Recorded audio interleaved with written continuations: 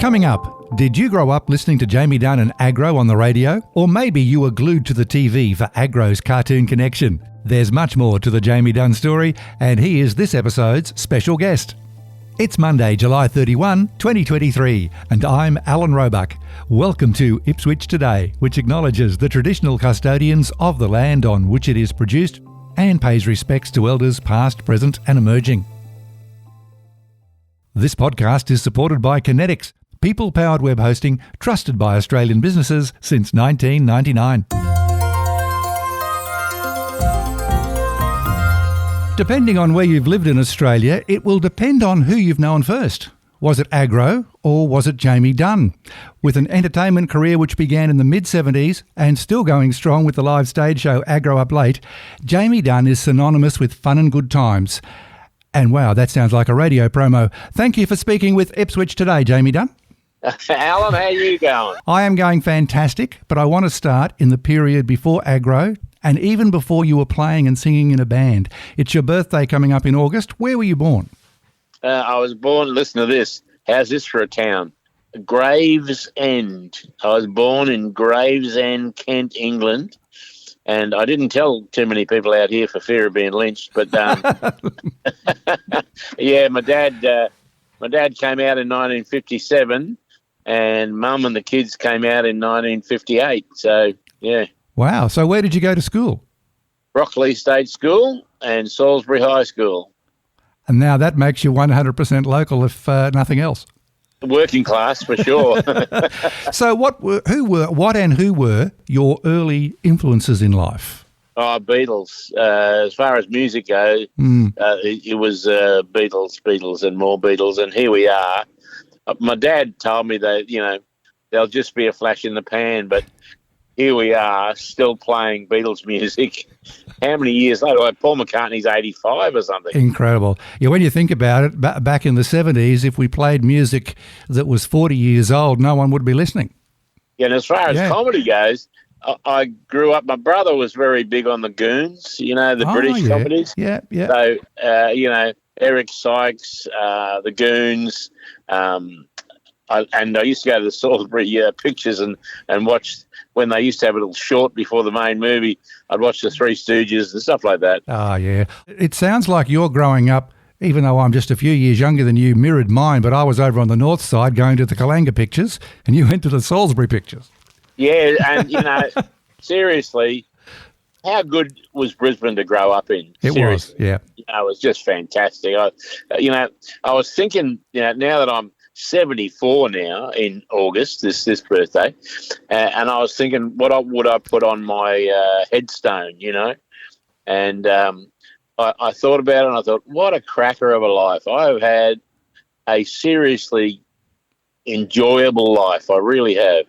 Let's talk about when you were getting into music, playing whatever you were playing drums, weren't you? I was a drummer, yeah. How did a band come about, and can you remember your first public performance?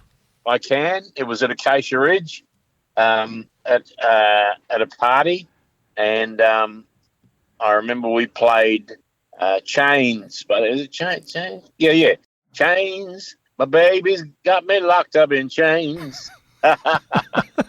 And we had to play it 3 times because we didn't have enough songs to get through the night. Oh, wow. How old were you then, roughly? I think I would have been 15 or 16. Yeah. Something like that, yeah. Well, into the 70s, you did get playing in the band. Where were you playing around Brisbane? Oh, we were playing just everywhere.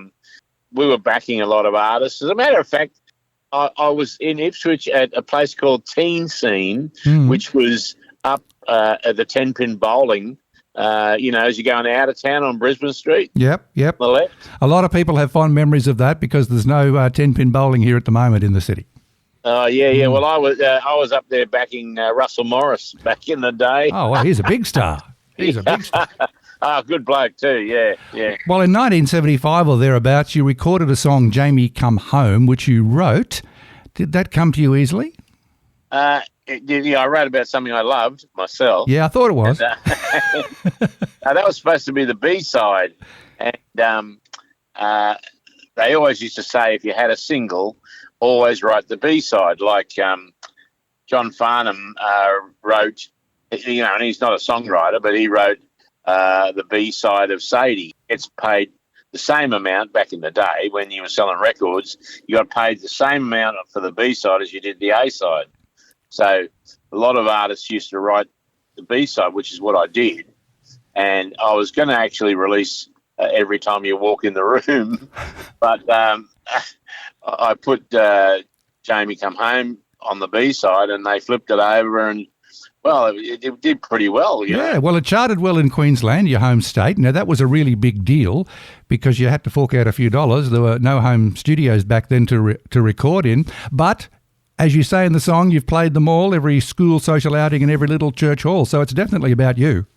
Yes, absolutely. Well, I was a drummer for a long time, and backing artists in pubs, seriously, I was sitting there thinking, this guy's getting a couple of $100 and I'm getting 30. What's going wrong? So I decided I'd give it a go, and I did my first floor show at the Prince Alfred Hotel, and I was so good that the guy refused to pay me. What? How does that work?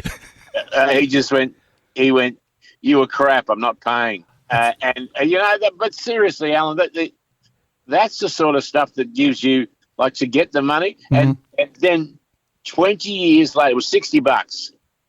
20 years later, the same guy had, what was it called? It was in Ipswich Mall, Easy Street or something like that. I do remember a place called Easy Street, yes. Yep. Yeah, he booked Agro and to do a show, and I charged him $2,060 to make up for that earlier 60. That is great. He paid me downstairs, and he's gone, we were in the little cage, and he's given me cash, and he's gone, 1,000, 1,500, 2,000, and then he went 20, 40, 60. He'd forgotten that I was the crap singer that he did. But it took me 20 years, but I got me $60. Oh, that's a great story. Jamie, we'll talk about your encounter with Agro very soon, but I just want to play that song because it's going round and round in my head. Let's listen to Jamie Come Home.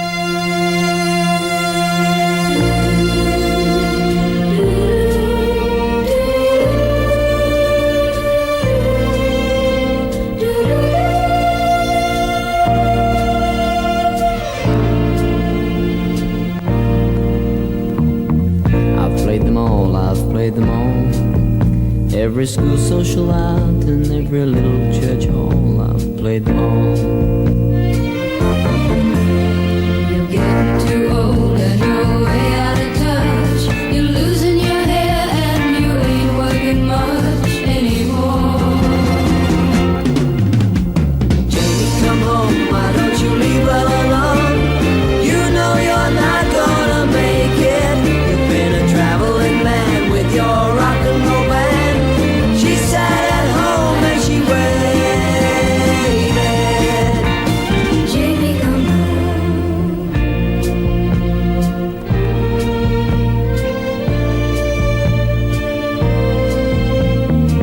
But still I find I carry on. Is the music so loud that my reason has gone? Or should I stop and think again? It's for her that I tried, it's for her that I'll try again. You're getting too old and you're way out of touch. You're losing your hair and you ain't working much anymore. Jamie, come home, why don't you leave well alone? You know you're not gonna make it. You've been a traveling man with your rock and roll band. She sat at home and she waited. Jamie, come home, why don't you leave well alone? You know you're not gonna make it. Jamie, come home, why don't you leave well alone? You know you're not gonna make it. Jamie, come home, why don't you leave well alone? You know you're not gonna make it.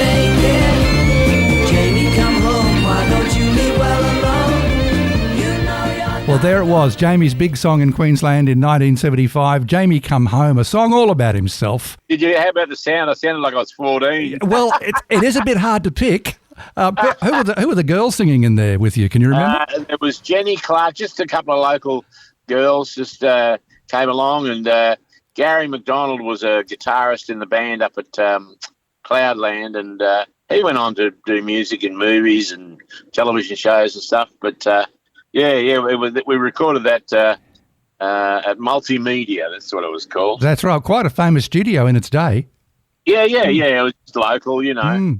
But the songwriting and performing didn't seem to be paying the bills. Is that right? Yeah. You think, see, and this is all part of the knowledge you build up. You know, when someone says, "You were crap, I'm not paying," then you have to deal with that situation. And anyone in bands, you get a unique knowledge of, one, how to get your money, you know, two, how to deal with difficult people, how to deal with hecklers, you know, you name it. When I moved on to radio, I got an offer to do some radio, and I always work on the assumption, I say yes to everything. If you're in entertainment in Australia, you can't make money. So, and you got to say yes to everything, and then learn how to do it afterwards, if you know what I mean. And that's what I've done my whole life. Like when Agro came about. Yeah, that's what I was going to ask you. How did that come about, you and Channel 7 and Agro? Well, there was another guy who did Agro. You can gasp at the end of this sentence, Alan. Yes. You ready? Yes.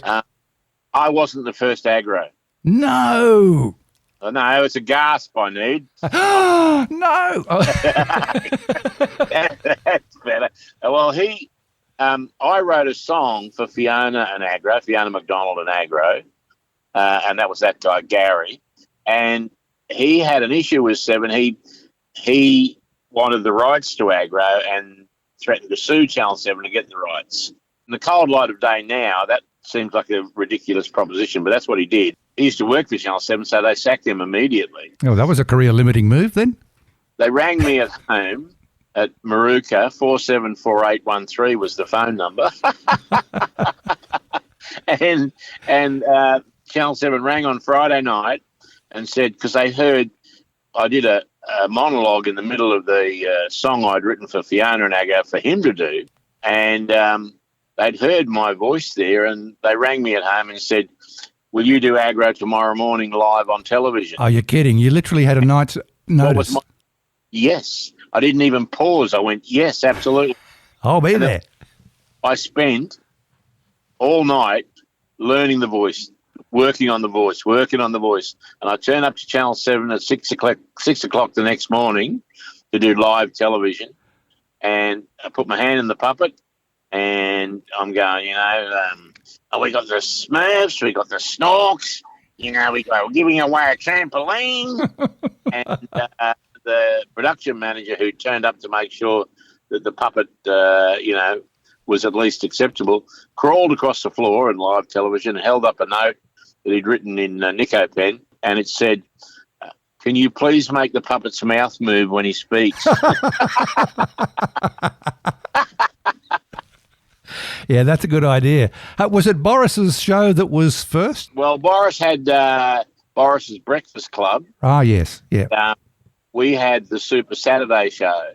And what happened was they had a show out of Sydney called Cartoon Connection, and it's a cruel business, television. Like Agro on a Saturday morning was pulling massive ratings. It was like really strong ratings. Disney wanted to put a children's show together.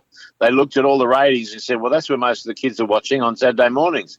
And so then they pulled me into Channel 7 and said, I got some good news and bad news. And I said, well, okay, give me the bad news. And he said, well, we're taking Super Saturday off air. And I stood up because I was arrogant in those days. I'm a lot more humble these days. That's good to know. And the managing director's desk. Well, I won't use the word I said, but well, the good news better be real friggin' good. Good. Giving you Cartoon Connection every weekday. So they changed it to Agro's Cartoon Connection, and Whammo, that's how it started. And that is how most people would have met probably Agro first in other parts of Australia, because it was nationwide, wasn't it? Yes, it was. Yeah, and interesting because I sold the Super Saturday show. I'd go and do bits and pieces everywhere. Saying yes to everything. And if I'd gone to Adelaide, then I'd go out to Channel 7 in Adelaide and saying, you should take Super Saturday show. And we slowly got round Australia. We got into Adelaide and Perth and Melbourne. And I remember I was called in at Channel 7 a lot.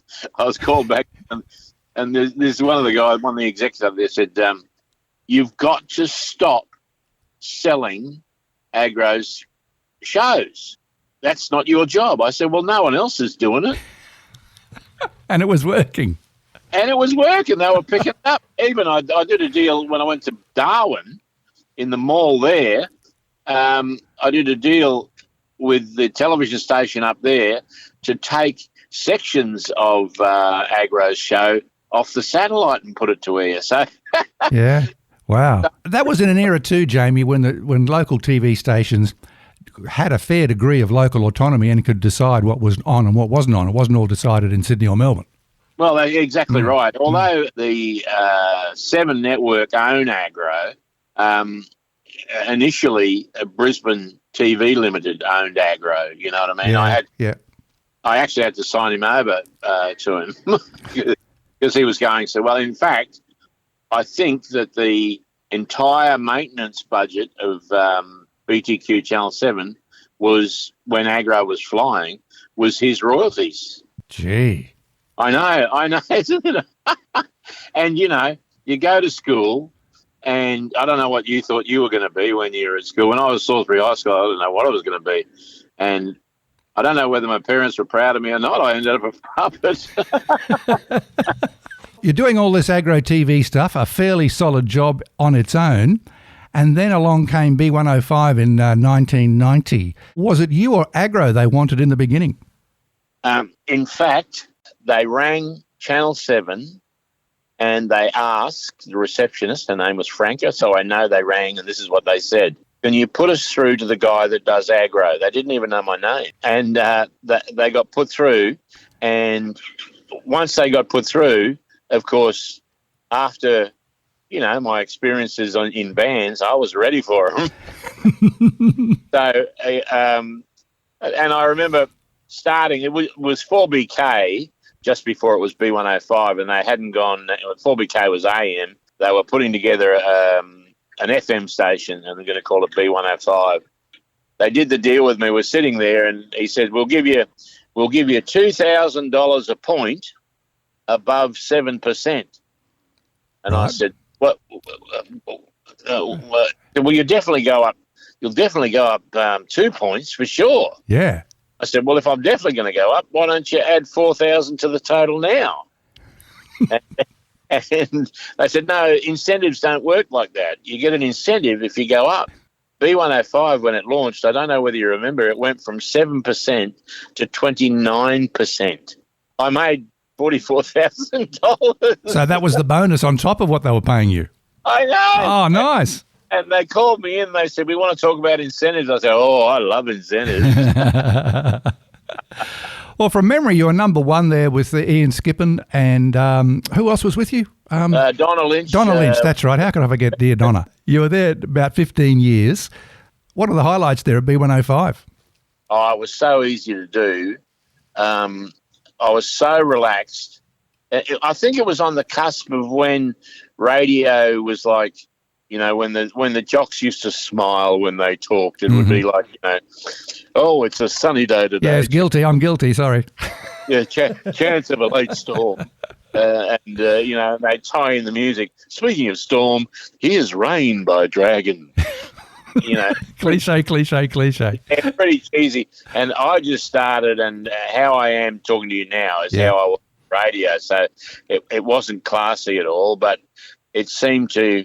Well, I remember Kyle Sandlands. There you go. There's a name. Yep. When he was a street kid, he waited for me to come off air at B105 and tapped on my driver's side window as I left the building. And he said, I wound the window down. He said, I've got some ideas. I've got some ideas for agro and stuff. And he's a street kid. And for some reason, I don't know why, I gave him the time of day. I said, I've got an office around the corner. Come around the office and we can talk about your ideas. You know, I was only in Sydney a year or so ago, and Kyle said to me that, that he's never forgotten I gave him the time of day to talk about his ideas. I didn't accept him. He wanted to do agro on the weekend. Ends off. Oh, wow. I did bump into Kyle before he was famous too. He was working in Gladstone doing promotions and I think co-hosting the breakfast show. So he's done well, the young lad. But see, isn't that, yeah, that's right. So what happened after you finished Brisbane's biggest breakfast show? Because I was still on there talking about Lang Park and I was talking in feet and inches. So I think they were thinking, oh, he's not relating to, we want a young audience. They took me to lunch around Park Road, some Chinese place there, and they said, you're the cornerstone of our next 2 years.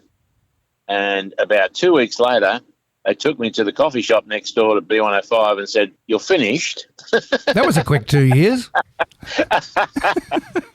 But see, if in my business or our business, if you can't take no for an answer, you're not going to get anywhere. You can't take umbrage, you can't take offence. You just got to, bend like the willow and start somewhere else. Agro is the kind of friend who's a gift, really, Jamie. He keeps on giving and is back on stage with Agro Up Late, which is not for little kids, obviously by its name. Is Agro with you now? Yes, he is. Agro, thank you for coming on the phone. I've got a really important question. Are you listening? What is it, Alan? You shoot. Are you listening? I don't have any ears, but I'll give it a go. Good. Do you feel violated each time you're performing? No, I enjoy it. Oh, it's an excruciating pain for a couple of seconds, then absolute bliss, Alan. And as long as you get a few laughs, you're happy to go back in the suitcase? Absolutely, that's where I live. All right, well, thanks, Agro. Can you put Jamie back on? Yeah, watch the transition. Here we go. Yep. Hello. Oh, welcome back, Jamie. You're appearing at Ipswich Civic Centre Friday, September 22nd, along with Ranger Stacey. How fabulous. Yes, it's great. I was working with a guy called Ben from Brisbane, who was on Big Brother. It's his birthday, so I said to Stace, will you come up and do it? And she's gone, absolutely. So, and I don't know if you ever come across Ranger Stacey, but she is just the most wonderful woman I've ever worked with. She's just absolutely tremendous. Yeah, she's great. How much of the show is prepared, scripted? Not a lot. No? But that's what I like about we got a skeleton as to, we know where we're going. That's what I've always liked about Agro, that, he can go off on a tangent and so forth. Like the goofs that are on YouTube when I wasn't so good at work, they've had 4.5 million hits. Wow. Who would have thought? Who would have thought? It's strange. But you said something about Kyle being in Gladstone, doing promotions and then co-hosting the breakfast show. But that's what you have within you, I've got within me. This sort of business teaches you a whole stack of stuff on how to put things together. This show that we're doing, the biggest problem I've got is getting out of the box after Agro's bit. I can get down to do an Agro. And he probably he wouldn't take much lip from the audience either, would he? I've got a guy that comes out at the end and helps me up. Hey, Jamie Dunn, this has been fabulous catching up on the phone today. And I'll put a link in the show notes so people can book easily for the show Agro Up Late on September 22nd, Ipswich Civic Centre. Thanks for talking with Ipswich Today, Jamie. Alan, loved it. And that's it for this episode. Don't forget to look for handy links in the show notes. Ipswich Today is supported by Kinetics, people-powered web hosting trusted by Australian businesses since 1999. This podcast is listener supported. Please make a once-only gift or regular donation to help keep it online. Just go to ipswichtoday.com.au.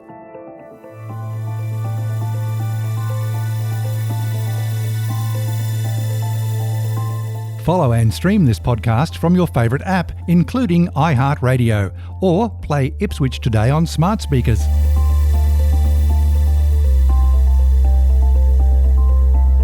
Music is supplied by Purple Planet Music. This is Alan Roebuck. Thank you for listening.